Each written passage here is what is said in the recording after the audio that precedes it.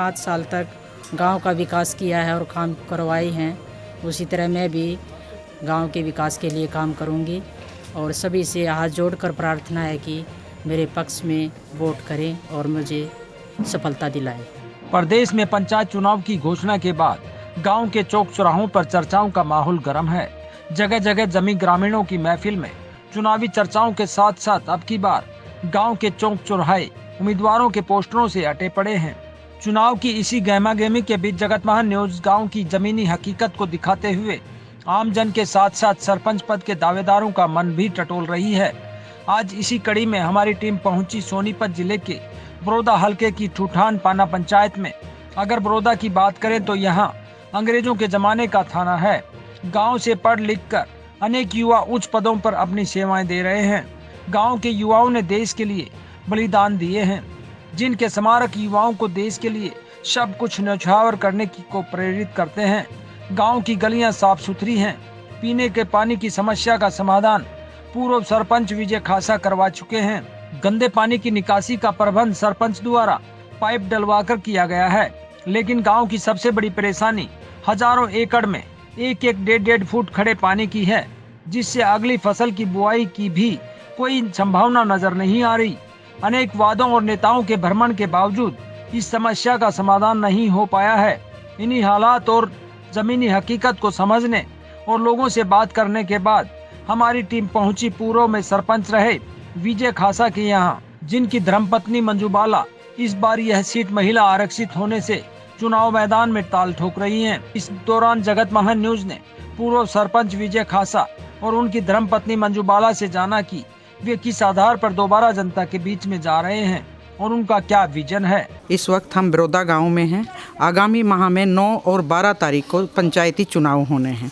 इस चुनाव की गर्मा गर्मी का जो माहौल देखने को मिल रहा है, जगत महान परिवार ऐसे तमाम गांव में जाने की कोशिश कर रहा है और गांव की तस्वीर और मतदाताओं की तासीर को पहचान कर हम अपने दर्शकों और पाठकों को ये दिखा रहे हैं कि जो सरपंच थे, जिनका 5 साल का कार्यकाल कंप्लीट हो चुका है और आगे 5 साल के फिर से वो चुनावी मैदान में हैं। और अधिकतर गांव में मैंने देखा जहां सरपंच मेल पर्सन थे, अब 5 साल के काम को लेकर वो अपनी पत्नियों को लेकर चुनावी मैदान में आ रहे हैं। उन्होंने 5 साल कैसा काम किया और आगे उनका विज़न क्या है, वो क्या सोचते हैं, इस बारे में इस कड़ी में सुबह भी हमने एक गाँव में जाकर देखा और इस वक्त साय का समय है। हम बरोदा गाँव में ठूठान जो पाना है उसकी पंचायत में हैं और यहाँ भी सब लोग डिस्कस कर रहे हैं इस चुनावी चर्चा पे। और 5 साल जो चुनाव जीतने के बाद जो सरपंच रहे विजय खासा जी, और 5 साल के इनके कार्यकाल के बारे में बात करेंगे। और अब इनकी धर्मपत्नी मंजू बाला है, जिनके पोस्टर भी पूरे गांव में लगे हुए हैं। तो आइए इनसे बात करते हैं। खासा साहब, सबसे पहले आपका हमारे चैनल पे स्वागत है। नमस्कार सभी भाई। खासा साहब, आप हमें ये बताएंगे कि आपने जो 5 साल का जो कार्यकाल रहा वो कैसा रहा? 5 साल का कार्यकाल मेरा बहुत ही जुझारू रूप से मैंने कार्य किए। गांव की बहुत ज़्यादा समस्याएं थी और मैंने गांव में बिल्कुल 24 घंटे रह कर के पूरा काम किया है। मैंने गांव के अंदर सभी जो पंचायत घर थे उनका नव निर्माण करवाया है। हर तालाब की रिटेनिंग वाल करवाई है। गंदे पानी के लिए निकासी का काम किया है। पीने के पानी की बहुत बड़ी समस्या थी। मैंने सरकार से प्रार्थना करके हाथ जोड़ करके गांव के अंदर 3 नए ट्यूबवेल, गहराई वाले डीप ट्यूबवेल मंजूर करवाए हैं। 5 सड़कों का नव निर्माण करवाया गया मार्केटिंग कमेटी की बोर्ड से हाथ पर जोड़ करके उनसे मैंने।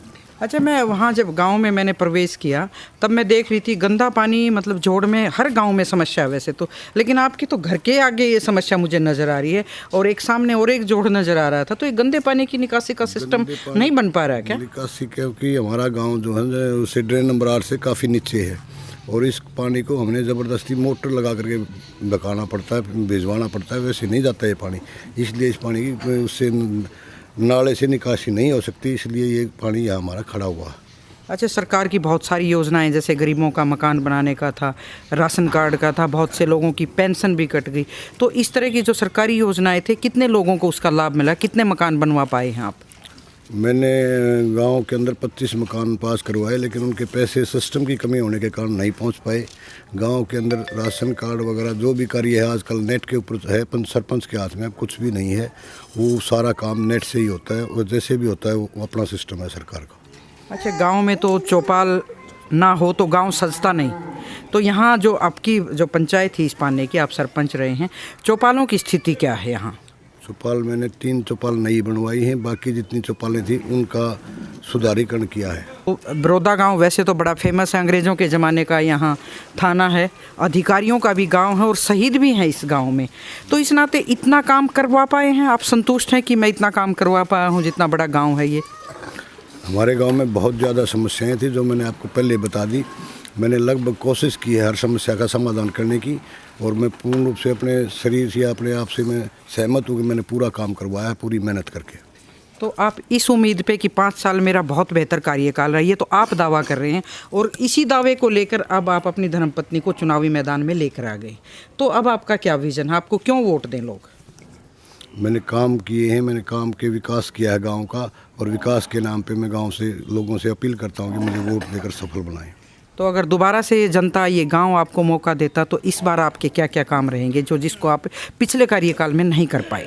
इस बार सबसे बड़ी समस्या जो 2 साल में हमारे गांव के अंदर खड़ी हुई है, ये खेतों में बाढ़ का पानी, इसको निकालने के लिए मैंने बहुत प्रयास किए, लेकिन ये लास्ट टाइम में मेरे सामने आया कि ये पानी खड़ा होता है, तब तक वो हमारा टाइम पूरा हो चुका था। अब की बार में सबसे पहले मैं इस गांव के ये खेतों के पानी को, जो फ्लड है जिससे हमारा 1000 एकड़ ज़मीन जो है ना बुआई नहीं की जाती, उसको निकालने का प्रयास करूँगा। निकाल ही दूँगा इसको तो मैं।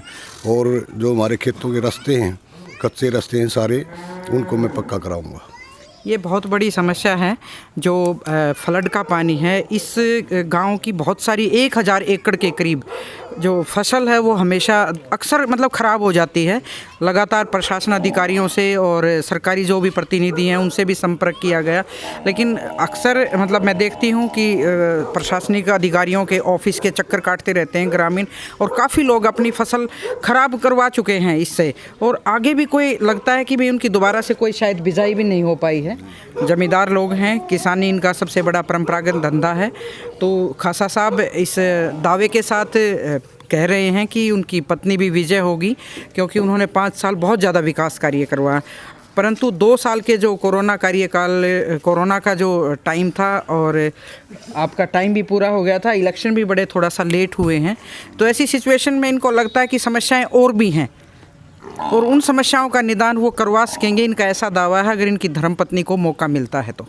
लेकिन ये अपना दावा कर रहे हैं, अगर जीतते हैं तो आपने जो वादे किए हैं उनको कैसे पूरा करते, ये भी जगत महान परिवार आपके साथ देखता रहेगा, आपके दावों में कितना दम है। आपका क्या नाम है? गुणवती जी। गुणवती, आप क्या लगती रिश्ते में विजय की? ये जी मेरा तो सारा ये गांव मेरा परिवार है। अच्छा, तो इलेक्शन आ गया है, अगले महीने इलेक्शन होना है, और विजय जी की धर्मपत्नी इस इलेक्शन में है। हाँ, तो आप क्या कहना चाह रही थी? मेरी सबसे पहली बात ये है जी, हमारा यूँ इतना बड़ा गांव है और हमने 54 साल हो गए शादी ने, इस गांव में पीने का पानी नहीं था, जानवरों को डालने के लिए पानी नहीं था। और मैंने पिछली बार नू कही थी भाई वोट दो, मैं एक कार्य करता हूँ इस गांव की, मेरे को वोट दो, मैं थारे सर पर तो पढ़ने तरवा दूँगी। ई जब मैं वोट मांगने जाऊँ न तो मेरे तो लेडीज नू कहे तू तो सर पर तो पढ़ने तराव थी, हमारे घर में भी पढ़ने नहीं है, हम तरा शान भूल नहीं सकते हैं। मेरी जी यही तमन्ना है। तो तमन्ना ये है कि दोबारा से विजय की धर्मपत्नी को मौका दिया जाए। हाँ, मौका दिया जा।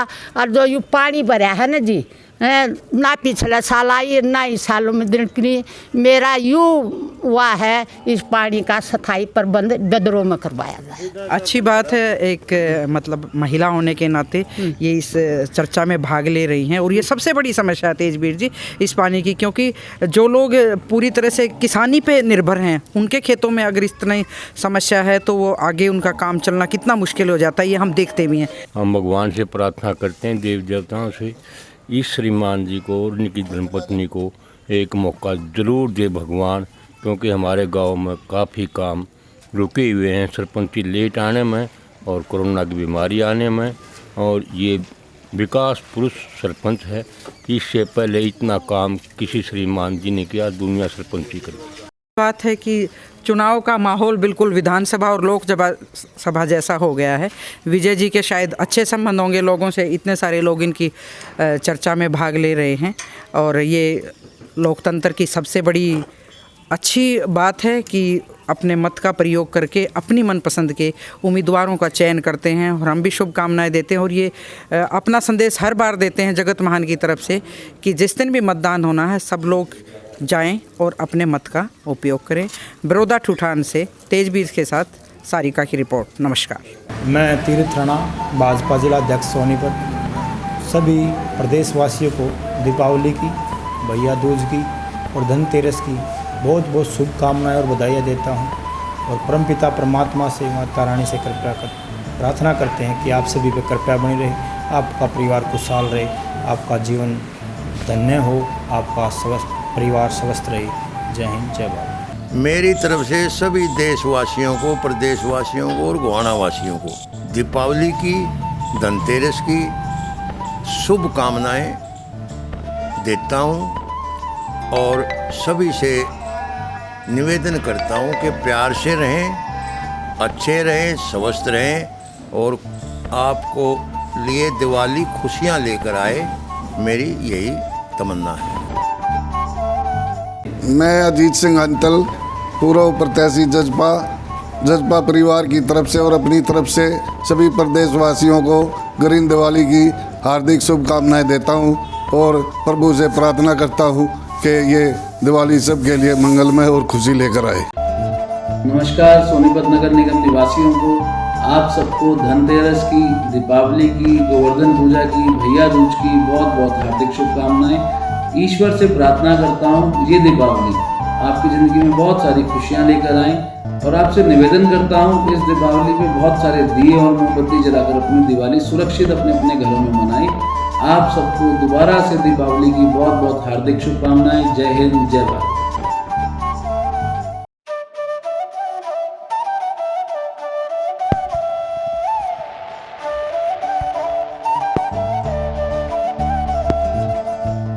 दीपावली की बहुत बहुत शुभकामनाएं। एक छोटा सा संदेश है, दिया बाती और तेल है सब, ये भाईचारे का मेल है सब, धर्म अधर्म सब भाषण है, ये नौटंकी जैसा खेल है सब, देख मिठाइयाँ हंस रही, पैसों का गुलेल है सब, खेल खिलौने खील बतासे, धूप बत्ती फुलेल है सब, धुएं में दम घुट रहा, ये आतिशबाजी मैल है सब, यात्रियों को मिले दुआएं, दौड़ रही जीवन की रेल है सब। बहुत बहुत शुभकामनाएं। एक तो सबसे पहले सभी को, गोहाना वासियों को, अपने सोनीपत वासियों को दिवाली की शुभकामनाएं। यही है हमारे तो दिवाली के अवसर पर एक तो नाके लगाए गए हैं स्पेशल और राइडर लगाई गई हैं और पेट्रोलिंग बढ़ा दी हमने बाज़ारों में जो भीड़ भाड़ का इलाका है। और यही करें हम तो अपने भाईचारे से ठीक बनाएं, कम से कम प्रदूषण फैलाएं, जो पटाखों पे बैन है उसको ना चलाएं, अगर उसको चलाएंगे तो फिर हमें उसके अनुसार कार्रवाई करनी पड़ेगी।